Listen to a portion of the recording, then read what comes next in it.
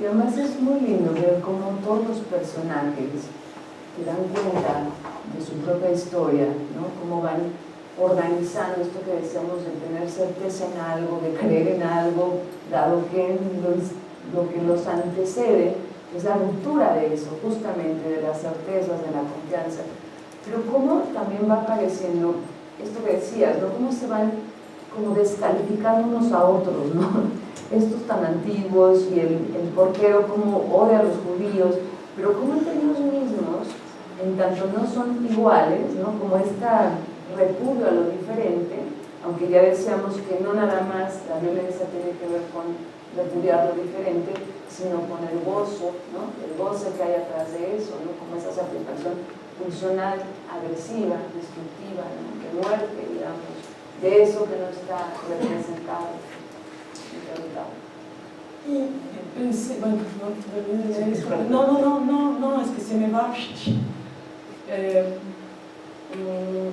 En esta idea que yo creo que el autor como decididamente hace esta como reproducción, ¿no?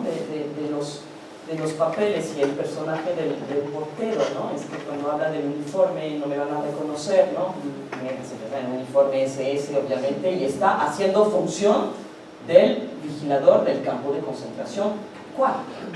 Agrediendo, y me conecta, ahí sí, ya, digamos, mi imaginación se fue a pensar a este señor, que yo creo que también es traumático, y ya les cuento una anécdota que me pasó hace unos cuantos años, porque debe haber sido, ¿cómo se dice?, denunciador. Los conserjes eran los que vendían a los SS si quedaba algún judío en el departamento, si tal y tal.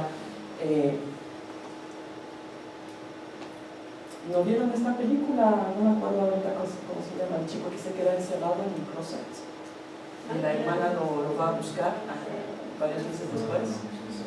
Bueno, no importa. ¿De Sara? ¿La historia de Sara? ¿No la han visto? ¿La historia de Sara?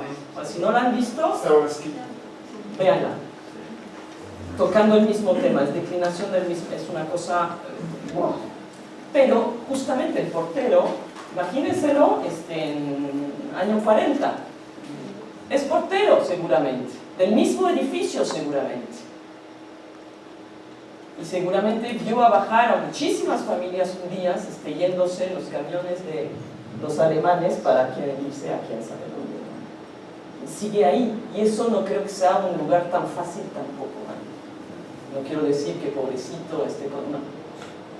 Haber sido el sádico en esa historia tampoco es. Y a propósito de eso, que era una cosa que quería compartir justamente, me toca de cerca porque mi abuelo era alemán, soldado en la Segunda Guerra Mundial, obviamente del lado alemán. Y una de mis experiencias, yo creo que adolescente o más bien adulta joven, vivo en Chile, voy a ver una obra de teatro organizada por el Goethe-Institut y una representación de Muerte sin sepultura de Sartre. La obra retoma, digamos, la misma época, son prisioneros de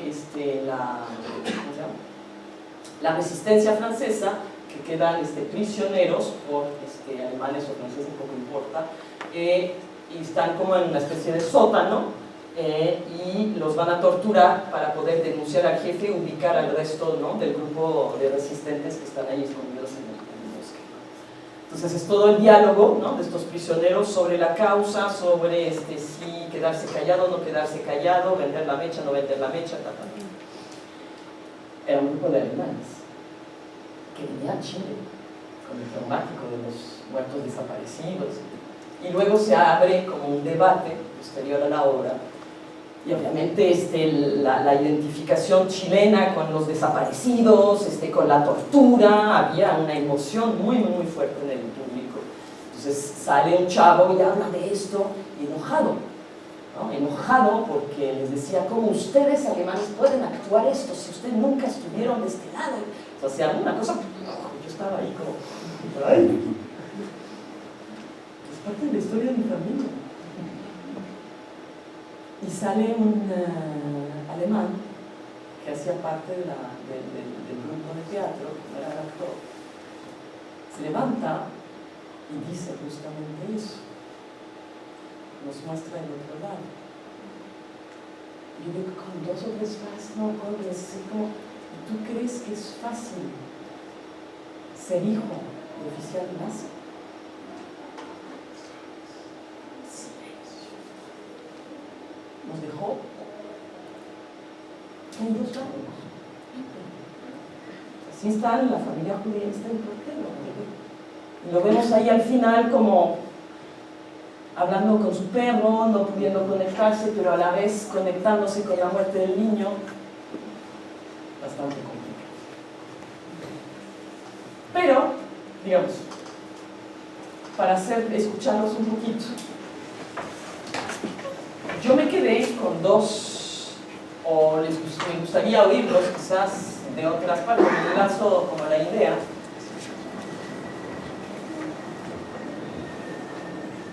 Dos momentos que a mí me parecen muchísimos, ¿no? Pero sobre esto de la transmisión, sobre esto del doble, sobre esto de moverse de lugar, sobre esto de cómo tramitar esto del trauma, sobre esto de la imposición de la ley en este caso, que los protegía de alguna manera, ¿no? Entonces, pero a ver cómo la piensan ustedes, ¿no? Por favor, levanten la mano para llevarles el micrófono. Pero les quiero lanzar primero 2 ideas. Digo, no importa si no la toman para participar, pero se las lanzo para que sin andar asociación misma. El momento del velorio,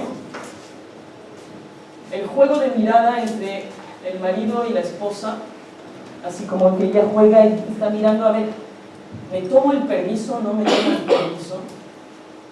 De alguna manera infringir la ley. Y de salir y de alguna manera bautizarla, ¿no?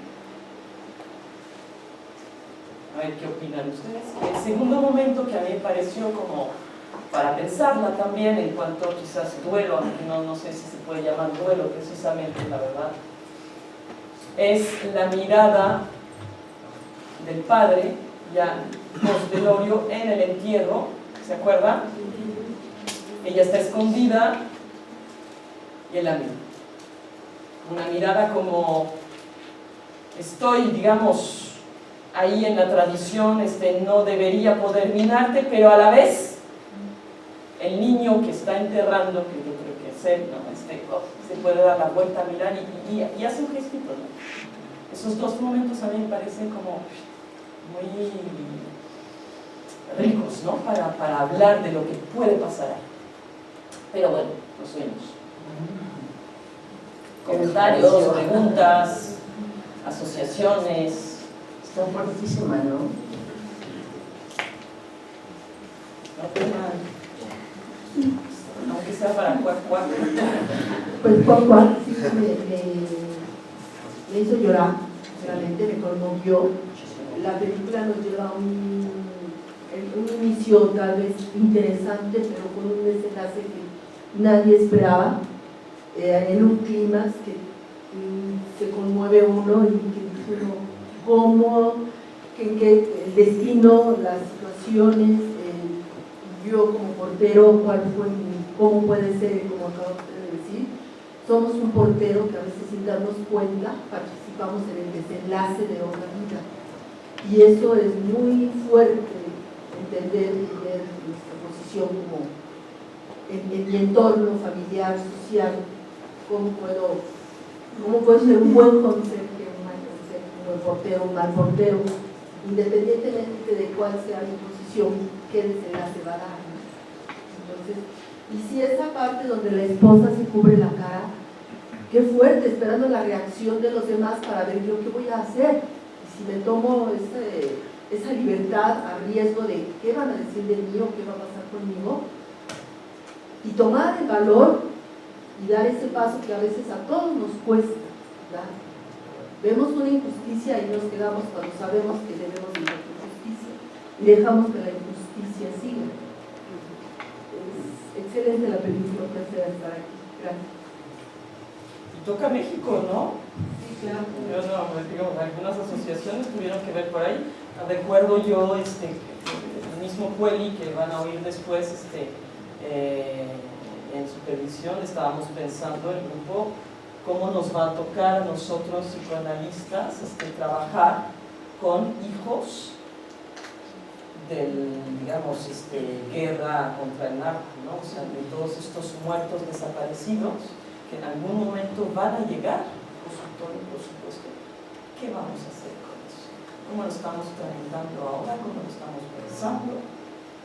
Y de alguna manera, yo creo que hacemos también algo como que Caes lo llama, ¿no? Un pacto de negativo necesario también para sobrevivir. A ojo con juzgar, ¿no? ¿Por qué hacen eso? Porque obviamente es una primera reacción muy humana, pero no podemos olvidar, pero tampoco podemos estar recordando todo el rato. Porque si vivo, no sé si vio, bueno, no, alguien de aquí vio Antígona, que se presentó hace como 6-8 meses en el Teatro de la UNAM. ¿Tú la viste? Sí. Bueno, Los cuerpos colgados, ¿no? El hermano. Un trabajo magistral de un chavo de 35 años, director, que retoma el mito de Antígona y hace una propuesta no para nada burda, así poniendo Ciudad de México, no, y una cosa que cuestiona la actualidad mexicana, con los muertos desaparecidos, con la venganza, con los muertos sin sepultura, con los cuerpos, ¿cómo se llama? Y es o sea, nos toca directamente, a vuelta de esto. Fíjate, ahorita con lo que tú comentabas, y si todos hacemos alguna vez el rol de ser conserjes o porteros, yo pensaba como, además de lo histórico en esta historia, cómo nos mueve, y tiene que ver con lo que estás diciendo, ¿no? Cómo todos nosotros también traemos lo que nos antecede, ¿no?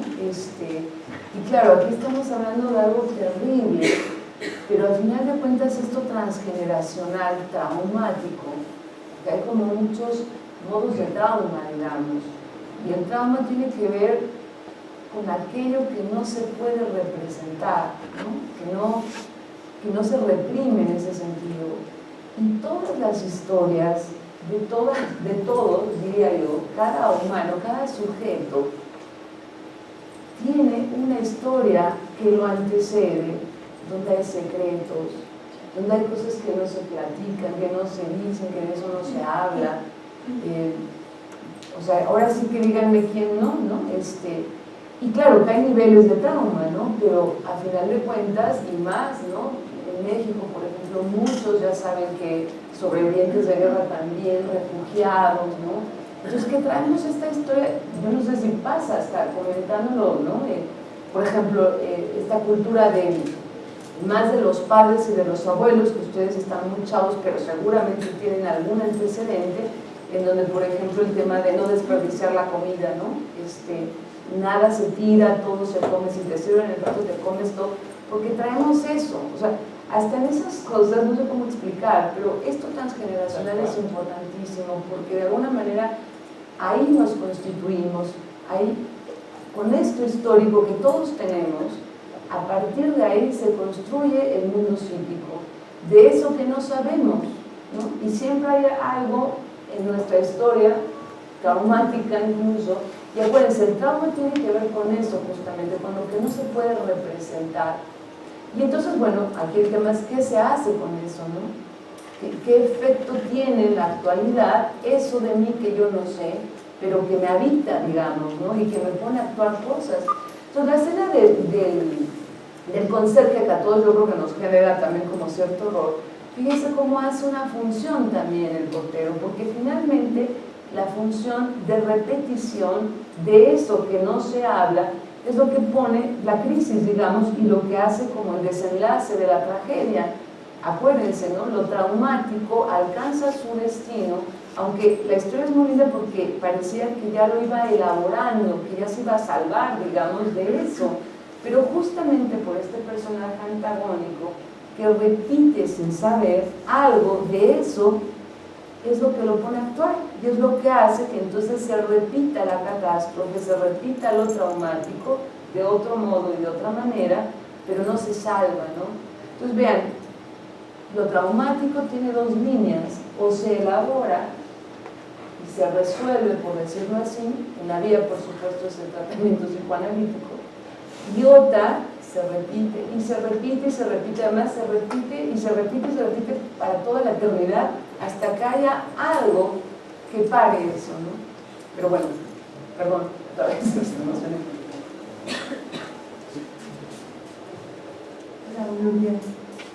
Bueno, a mí 3 puntos me llaman mucho la atención. Uno, bueno, yo apenas acabo de entrar, bueno, a la carrera de psicología, pero bueno, a pesar de que no sé mucho, me llama mucho la atención algunas situaciones. Una, la importancia que tienen las creencias y la herencia familiar en el individuo, porque pues se puede ver que a lo mejor esta misma Shaka no vivió cosas que vivieron sus padres, pero sin embargo ellos le causan un proceso traumático por lo que ellos pasaron, ¿no? Y que incluso a ella no le tocó, pero ella lleva cargando esa situación. En la actualidad muchas veces vivimos esas situaciones, ¿no? Que tenemos cargado por herencia o por creencias de nuestra familia, cosas que nosotros ni siquiera vivimos, ¿no? La otra, el otro punto es que a mí me conmueve cuando el papá de Shima, que le enseña la foto a ella y que ella se conmueve al verlo, pero darme cuenta que él también no se acerca a su hijo porque lo ve como un reflejo de él. Es un reflejo de él porque incluso se parece, y por lo mismo yo creo que no se puede acercar a su hijo. El ver al niño que se da cuenta de todo lo que está viviendo y por medio de que se orina, de que no habla, todos esos procesos traumáticos. Y seguramente él mismo se orinó cuando vio cómo colgaban a su padre y a su hermano. Ajá, es muy probable. Eso hace que no se pueda acercar a su hijo porque se ve identificado con él. Entonces, eso también me cambió mucho la Pero ahí te la devuelvo. ¿Qué opinas justamente de la escena del cementerio? ¿A quién está enterrando? A él mismo. Él está en el momento cuando también yo por allá, en el momento en el que él se da cuenta de eso, cuando la volteé a ver, como diciendo, bueno, pues yo también me estoy muriendo aquí, ¿no? Como diciendo, a mí es el que me están enterrando, porque al final de cuentas, pues él, a lo mejor por su sentimiento de culpa, yo lo veo así, que él fue el único que se salvó de esa situación que vivió. Al final de cuentas, pierde a su hijo, ¿no? Entonces, es así como que muy, muy fuerte, y para mí es así como que bueno, me deja mucho que pensar en cuanto a los procesos traumáticos que se pueden vivir desde la infancia, ¿no? Cómo repercuten en la etapa adulta.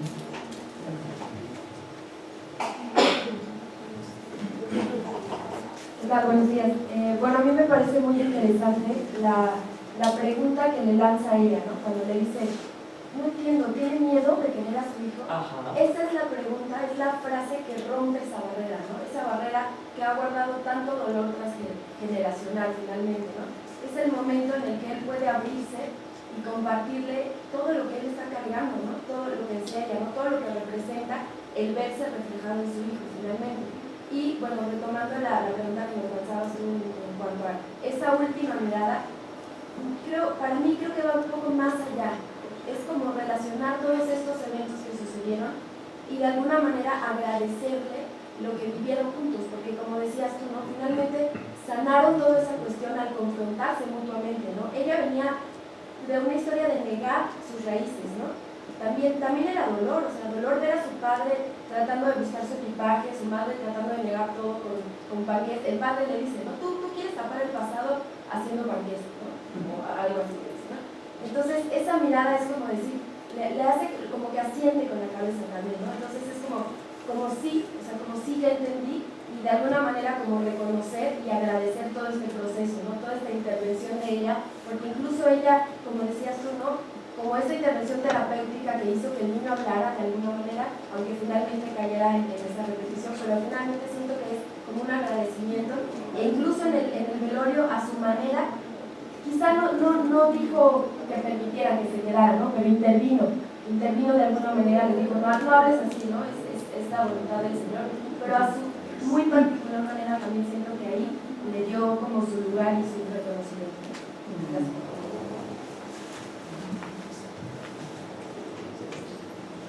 A mí me gustó muchísimo el paralelo que hiciste ahorita con la cuestión de Antígona, porque siento que la voz de la hermana, finalmente es la voz que reclama, la voz que abre, es el canal de comunicación, ¿no?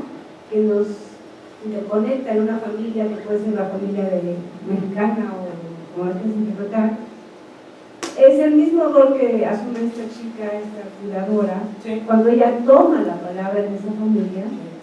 Y siento que la escena que tú mencionas en donde la madre la reconoce, la asume justo por allí, porque es el medio que permitió que esa familia fuese familia justo en el momento que se rompen los silencios, ¿no? Entonces se abre esa comunicación, ese reclamo, esa demanda, que finalmente es la que reintegra a todas las personas en ese mismo círculo, ¿no? Siento que en ese sentido es el abrir la discusión y el reclamo a nuestros muertos, porque finalmente la mutilación de los cuerpos es también una mutilación del habla, ¿no? Se representa a un niño que no puede hablar, es nuestros muertos mutilados, no hablados, no exclamados, ¿no? Y muerte sin sepultura, ¿no? Un cuerpo colgado es un muerto sin sepultura, y la necesidad que tenemos de poder simbolizar este tipo de eventos a través de rituales, justamente, pues termina con el entierro, ¿no? Sí, la muerte sin sepultura, que es finalmente la palabra sin expresar. Tierra. Los localizo. Es algo que a mí me costó muchísimo entender, la verdad. En el Chile dictatorial, todos los grupos de, las madres de la Plaza de Mayo en Argentina, reclamaban cuerpo para enterrar. Yo a mis 18 años estaba yo como la protagonista, ¿no? Pasemos allá, saben que está muerto, ¿por qué necesitan pedacitos de hueso? Ya sé yo por qué. Y es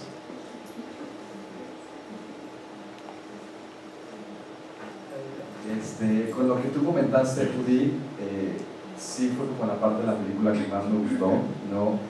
Porque como que el desenlace es que los papás logran romper con esa barrera ortodoxa de sus creencias, y sí hay un hook a lo mejor muy pequeño, con la propuesta de ella, lo que propuso, y esta parte de la esperanza, que a lo mejor ella no supo lo que hizo, ni los padres comprendieron lo que pasó ahí, porque sí se dio lugar a la palabra hubo algo que se actuó, ¿no? Que acabó en muerte, pero que a lo mejor era algo que ella también quería que sucediera en su casa con su papá y con su mamá, porque cuando ellos discuten, ella no puede intervenir, lo hacen muy poco, ¿no? Entonces fue la parte que más me gustó, y cómo este señor, que era el amigo, donde ella lloraba en su hombro, pues fue como que se transmitió eso también de ella hacia la familia, ¿no? Entonces eso fue lo que más me gustó, que acabara la película como acababa, ¿no? Como si hubiera una buena manera de hacer duelo, ¿no? Cada uno lo hace con los recursos que tiene, con un pastel, con una pala y cavando hoyos, y ella dice su propia tumba. Claro que también es su propia tumba, pero a la vez queda sin sepultura si no busca esas maletas, ¿no? Y bueno, el otro ya es, aunque sea un movimiento pequeño, por supuesto es más pequeño, ¿no? Necesitaron una actuación y una muerte para poder moverse tantito, pero se movieron. Esa mirada también representa una posibilidad. Aunque vuelva al gueto, aunque vuelva, algo pasó. Algo enterró él ahí, quizás, ¿no? A ver, si fuera ya, si llegara a análisis, ¿no? Así lo pensaría yo, ¿no? Pero fue a través del amor lo que logró ella y ese momento en la familia, ¿no? Claro. O sea, el ver al hijo, el abrazarlo, el decirle que quiero, cosas que los papás no hacían con él. Y violencia en el buen sentido, como dice Oranier, ¿no? La violencia de la interpretación, es decir, esa voz que no, la tenacidad, como Antígona, ¿no? Y me van a prohibir y me van a matar, pero voy a volver a echar un puñado de tierra sobre el cuerpo de mi hermano. Así es lo que ella hace. Se atreve. Se levanta, entra al cuarto. Pero fíjense, eso es bien interesante, ¿no? Por eso también lo he asociado como con todas estas cosas de la psiquiatría de guerra, porque la intervención que ella hace de cercanía, de empalabrar, de lo afectivo, de lazo social, de confrontar, o sea, claro, yo también lo pensaba, es como una función analítica lo que está haciendo, ¿no? Es ponerle palabra a lo que no está dicho. Y todas las confrontaciones, bueno, los que ya están en procesos terapéuticos lo saben, es estarte confrontando y confrontando. Claro que ella también es como una cosa sintomática porque es la manera que tiene de repudiar su historia, ¿no? De rebelarse, digamos. Pero vean cómo todos, al final de cuentas, tienen como una especie de redención, ¿no? Se reedita o redime, se reedita la historia, ¿no? Porque todos se van transformando.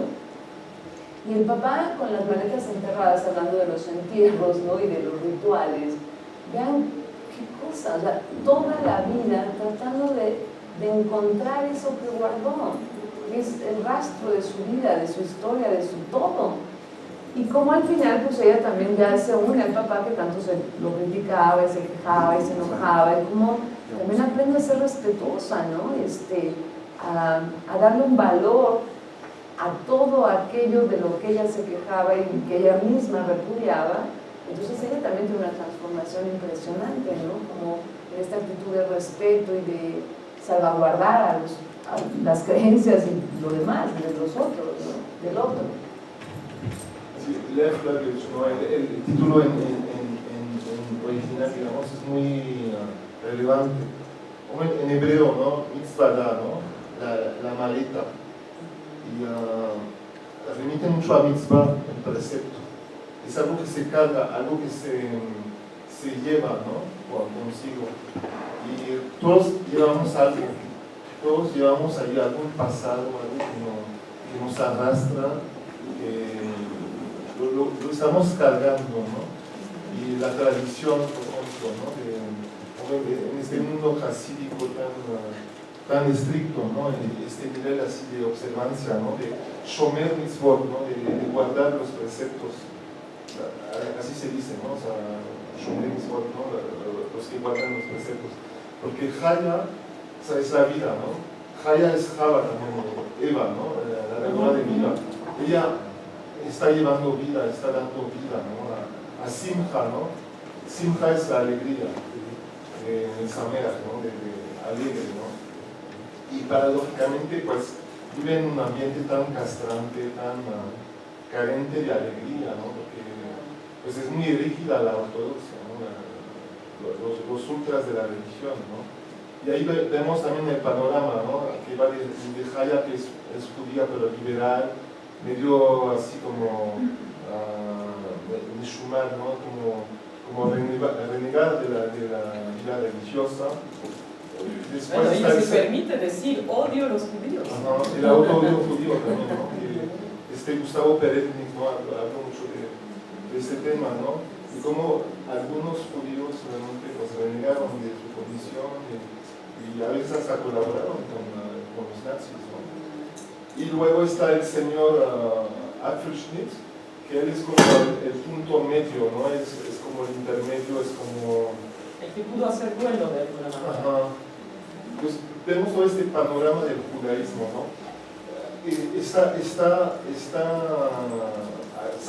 En el trasfondo está la fiesta de Pesach, no sé si se fijaron ahí, sí, claro, sí. La quema del Hametz, ¿no? Que es lo que contiene levadura, ¿no? Hametz también viene la Het, que es la letra del pecado, ¿no? Het, y también de la arrogancia. Entonces, en esta limpieza de Pesaj, pues simboliza también toda esta limpieza, ¿no? Vamos a limpiar todo lo que es las casas, todo lo viejo, o sea, vamos a renovar, ¿no? Vamos a quitarnos de todo lo que nos sirve y vamos a acoger esta fiesta de Pesaj. En ese momento se inscribe la muerte del niño, ¿no? Es una manera de dejar atrás también algo. Y también, o sea, ¿qué se dice en Pesaj, no? Zehar Pesaj, o sea, y aquí la fiesta de Pesaj, Zman Cherubim, el tiempo de nuestra libertad. Porque todos buscan una libertad, una redención, o sea, buscan salir de lo que los está estancando del pasado, de la unterdrückung, ¿no? Todo está tapado, está enterrado, sepultado, y buscan como liberarse de esto, ¿no? Y realmente pues esta Haya es la que trae también mucha esperanza, ¿no? Trae vida, porque todo está en torno también al duelo, al Kaddish, ¿no? O sea, termina en la Shiva, en el entierro, pero hay una esperanza, ¿no? O sea, el judaísmo pone mucho énfasis en la vida, o sea, es una religión que se enfoca mucho en la esperanza. Bueno, además si te entregas a Dios, digamos, tienes que confiar en Dios, que de alguna manera también está representado en la historia de Abraham con su hijo, ¿no? Aquí no hay cordero, el hijo muere, ¿no? Dios no se presenta en ese momento para hacer un intercambio, ¿no? Con el cordero, ¿no? El hijo sí muere. Pero la pregunta, pues cada quien se imaginará, ¿no? ¿Murió por algo? ¿Va a movilizar algo esa muerte en este momento? ¿Podrá simbolizar, podrá mover las cosas, que es un poco, digamos, lo que uno podría pensar de la propuesta de la mirada, ¿no? Claro que sí. Tenemos un Señor que se puede, aunque sea fracción de segundo, apartarse del estricto rigor, ¿no? De la regla y de la ley. Pero bueno, ahí Dios está, ya no nos podemos meter en esto. Sí, es lo duro también de este periodo de la Shoah, ¿no? Que es que, digamos que nunca se habla del holocausto en sí, es la Shoah, es la devastación, el desastre, que fue algo totalmente, ahí se atravesó lo real, ¿no? Totalmente, porque pues, nadie esperaba una destrucción así, ¿no? Otra referencia, ahorita no sé, Jonathan de Bienveillante. Es una novela que escribe un chavo como de 45 años, hace como unos 5 años, que es desde la voz de un oficial nazi y cómo de alguna manera retrata el recorrido de la llegada de la solución final, que justamente son ya no campos de concentración, sino campos de exterminio, ¿no? Entonces ya pasar, digamos, a ser holocausto, así, a pasar a hacer cremaciones sistemáticas, es impresionante. Es un novelón así, ahorita les busco por si les interesa rastrear el dato. Ahorita Jonathan, ahorita les digo. Pero alguien más quería participar, ¿no? Sí, el punto donde está el panín, ¿no? Cuando Dios ocultó su rostro, que fue algo así como se atravesó lo real y no se puede apalabrar, ¿no? Y también el lenguaje Wittgenstein, ¿no? De los límites de mi lenguaje son los límites de mi mundo. Ahí vemos varios mundos, ¿no? El mundo de la ortodoxa que está muy cerrado, también el conserje que abre y cierra el mundo, ¿no? Y el Wacher, ¿no? Es el vigilante. Podría ser del cárcel, del campo de concentración. Y todos, o sea, en el holocausto, digamos, en la Segunda Guerra Mundial, en la Shoah, pues participaron muchos peones, así mucha gente ordinaria, así como Eichmann, ¿no? La banalidad del mal. Que fue un funcionario totalmente así ordinario, o sea, pero fue muy celoso, y se convirtió en un artífice del holocausto, ¿no? O sea, no importaba realmente, digamos, podía ser cualquiera, conserje podía ser cualquiera. No necesitaba ser así un jerarca nazi para...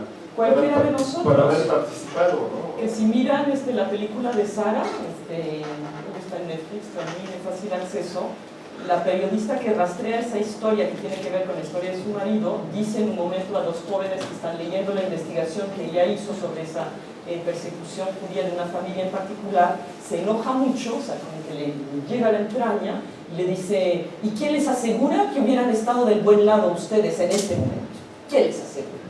Y se va, así como dando un portazo, ¿no? Esa es la pregunta, ¿quién nos asegura? ¿Dónde estaríamos, no? Ay, claro, a todo pasado, no, claro, yo por supuesto que hubiera elegido el bueno. ¿Quién sabe? Las benévolas se llama, si a alguien le interesa, es un novelón impresionante. Las benévolas, Jonathan Littell. Allá atrás.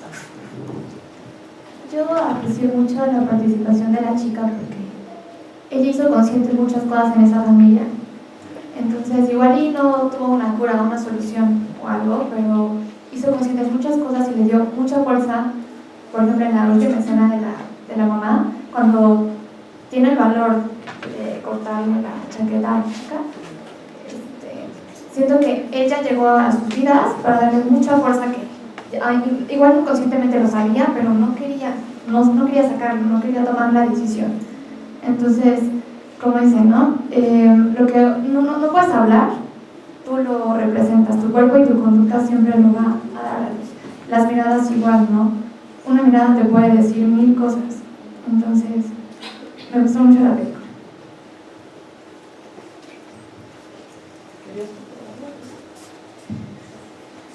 Hola. Bueno, pues a mí no sé ni con qué palabra describirlo, lo que me causa el hecho de que el niño se mató.